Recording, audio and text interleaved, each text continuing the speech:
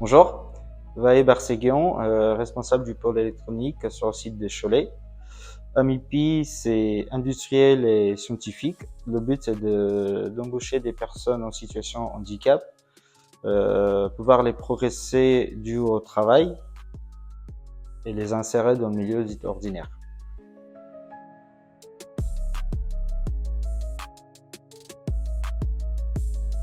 Bonjour, Romain Morillon, adjoint à la transformation d'AMIPI. Lorsqu'on a contacté WeNetwork, on était au tout début de notre activité d'électronique. On venait juste de lancer une activité de remise en bande de composants dans un coin de notre ancien site de Cholet. On partait vraiment de zéro et on a sollicité WeNetwork parce qu'on avait besoin d'un accompagnement à la fois technique et puis sur la connaissance tout simplement du secteur de l'électronique. Nos besoins et nos enjeux à ce moment, c'était d'acquérir les standards et les qualifications nécessaires pour la remise en bande, pour notre nouvelle zone ESD et puis pour le brasage manuel sur lequel on a commencé à travailler. Donc on a notamment passé une certification IPC A610 et puis on avait aussi besoin de connaissances du secteur et de rentrer en contact avec de nouveaux acteurs pour nous développer.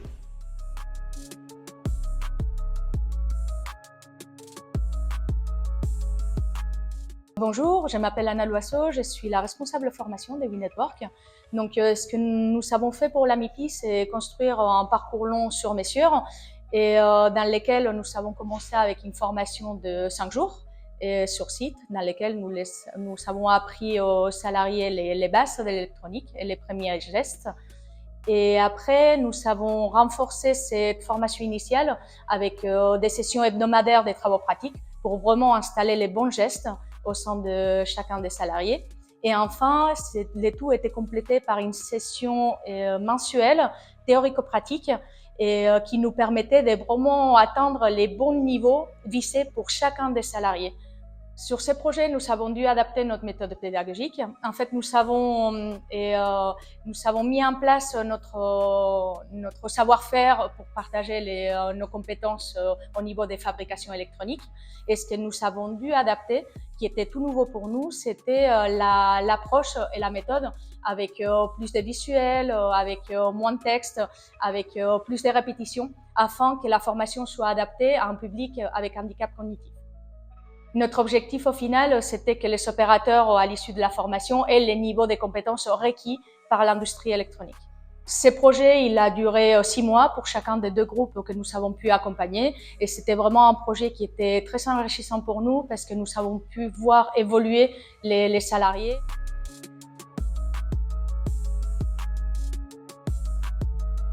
Alors, moi, je suis formatrice au sein du service formation de la Fondation. Donc, en gros, mon rôle consiste à épauler toutes les usines apprenantes et inclusives d'AMIPI par la formation. Donc, je forme les opérateurs sur tous les postes.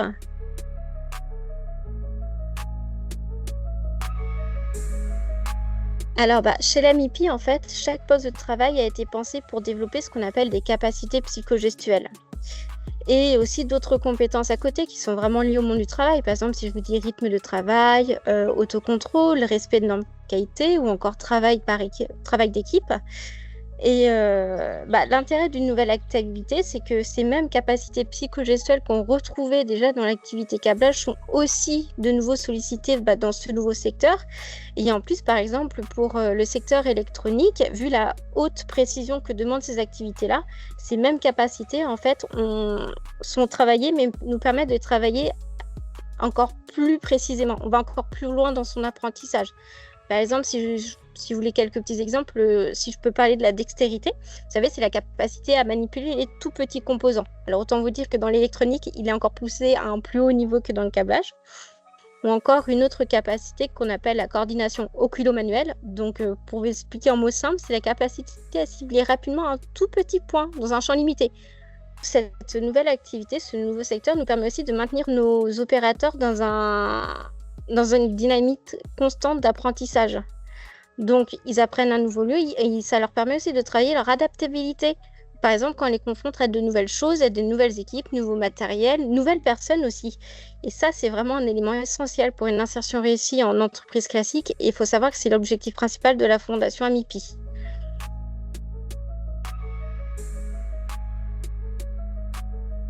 Ça a été une très bonne formation, vraiment très adaptée parce que du coup, j'étais là, on était avec les opérateurs donc oui, j'ai suivi la formation comme n'importe quel opérateur, donc j'étais parmi vous et ce qu'on a pu constater, c'est que vraiment les personnes qui nous ont suivis de WeNetwork, se sont vraiment adaptées à notre public et ont vraiment fait de la personnalisation de formation tout au long du processus. Donc du coup, à chaque fois que, votre intervenante venait, elle venait, pour, rectifier, voire revoir ou même approfondir les notions. Vraiment, elle s'adaptait au niveau qu'elle avait en face d'elle et du coup, ce qui fait que, les opérateurs ont vraiment pu progresser à leur rythme.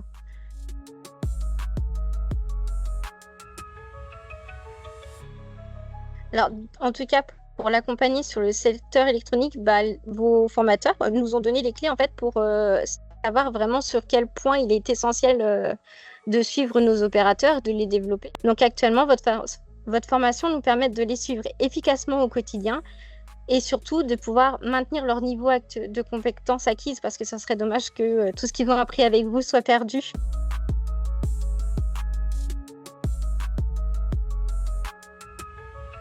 On reprend le flambeau parce que la volonté aussi d'Amipi, c'est de pouvoir créer ces fameuses formations en interne électronique. C'est-à-dire qu'on a fait appel à vous pour le grand démarrage, donc du coup, le grand saut dans le vide, vous avez pu nous épauler.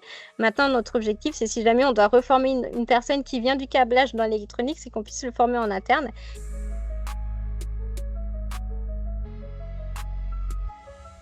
Ici, j'ai commencé en 2023 la zone électronique avec Bae et puis Madame Feuille et puis Romain. On a commencé dans ces usines et ça m'apporte plein de choses, l'évolution de la mise en borne, de brassage aussi, ça m'a beaucoup évolué dans mon travail. Ici, je me sens bien, je suis dans mon élément et je suis dans ma bulle. Ça va m'évoluer à faire plus tard, donc faire plein de choses tard pour aller ailleurs.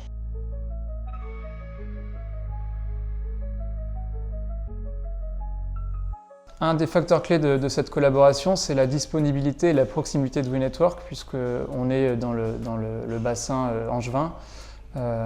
Ça nous a permis de venir directement sur site avec nos opérateurs assez facilement lors des formations. Et puis on a toujours gardé cette proximité assez simple, comme le disait Vaé, où on peut appeler ou envoyer un mail et sous quelques heures ou quelques jours avoir une réponse à nos questions techniques sur le moment.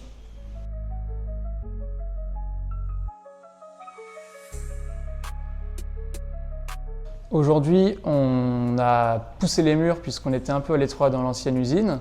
On vient de déménager le pôle électronique qui était juste derrière nous auparavant dans une nouvelle zone à l'écart du reste dans l'usine de Cholet.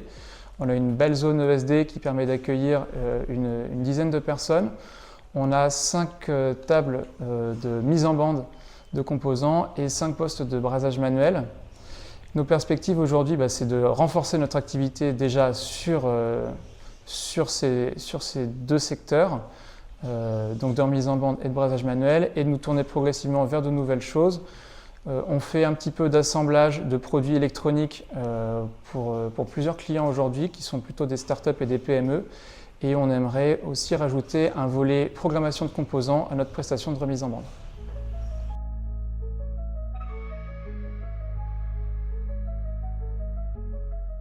Le fait qu'on soit une entreprise adaptée et avec une reconnaissance d'utilité publique fait qu'on peut être acteur sur la contribution AGFIP que certaines entreprises sont amenées à payer. La contribution AGFIP, elle concerne les entreprises de plus de 20 salariés qui ne satisfont pas à l'exigence de 6% d'emploi de personnes en situation de handicap. Et donc en travaillant avec Amipi, elles peuvent réduire cette contribution en simplement nous en travaillant en tant que sous-traitants. En travaillant avec Amipi, nos clients s'engagent dans une démarche de fabrication en France et de réindustrialisation du territoire. Et c'est aussi pour eux une formidable façon d'entrer concrètement dans la RSE et de le valoriser, par exemple, dans leur communication.